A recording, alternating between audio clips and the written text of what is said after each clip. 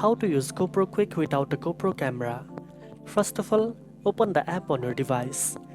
Even if you don't own a GoPro camera, you can still use the app to edit videos saved on your phone or tablet. Simply tap on the Studio tab at the bottom of the screen to access your media library. Next, select any video or photo you want to edit.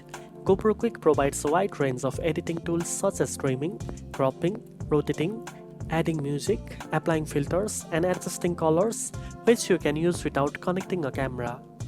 You can also create automatic edits using the app's feature, which adds music, text, and transitions to your selected clips. Every time you create a new edit, the app provides a unique combination of music and style to match your video.